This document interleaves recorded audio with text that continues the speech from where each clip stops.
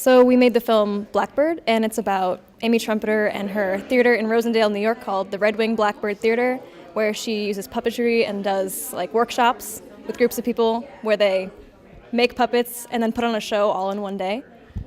And also how she uses puppetry for activism. I would just say that it's a lot about how she uses puppetry for everyone. There's not a single person excluded. Everyone can join, whether it's a spectator or as a participant in the show. Tell me about your experience of bringing the film to Woodstock Film Festival. Long would be the biggest thing. And, it was amazing. Abby obviously was amazing. And working with Alex Griffiths and Kyra, who couldn't be here, which is a shame because I think it went really well. We all just worked really well as a team, very tight. Amy was absolutely wonderful to interview and just experience. And then it was just like 100 hours at the editing station. Mm-hmm. And it was really cool to like put it on for a big audience and see people's reactions and just actually like I volunteered for the festival for the last 2 years. So then to actually be on the other side of it this year is like so crazy to me.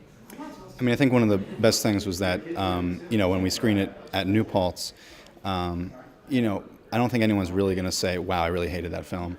And not that anyone here would say that either, but someone outside of that area, at least a little bit, says that they enjoyed it. And that's really cool. And not to mention the other 3 shorts that were shown were like so good. So to think that someone in the world thought that our short documentary was on par with those was also just like a huge compliment and just really awesome. I think for me, and I don't know if this is the easy way out, but Amy Trumpeter really is the thing that it means. Subject, yeah. Yeah, because she's like, wow, I want to communicate something to people, and then she just does. She just makes something and just starts communicating. Mm-hmm. And it's really simple. It's everyone can pick it up, everyone can get her message, and she's very friendly and approachable, and obviously does it very independently, which is in her theater, opens her garage, has people in, and just does something with everyone.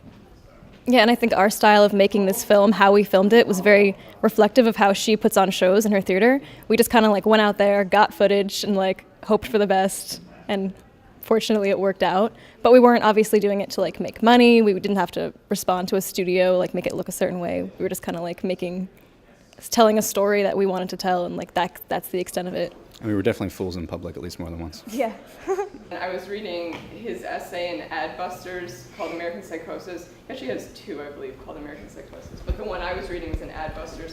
And I thought, how can I bring this into the visual realm so that more people who might not be inclined to read this would then want to take in this material and maybe then seek more of his work.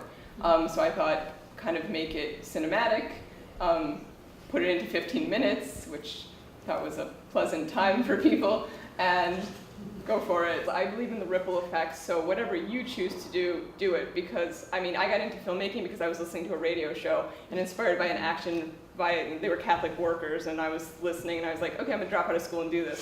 So we start there with ripple effect.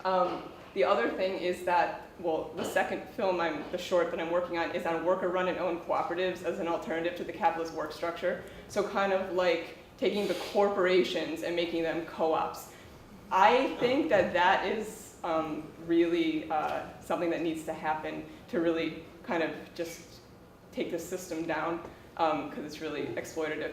So I think it's that's a multifaceted answer, but I would say start there. Turn your, town, everything, business into a co-op.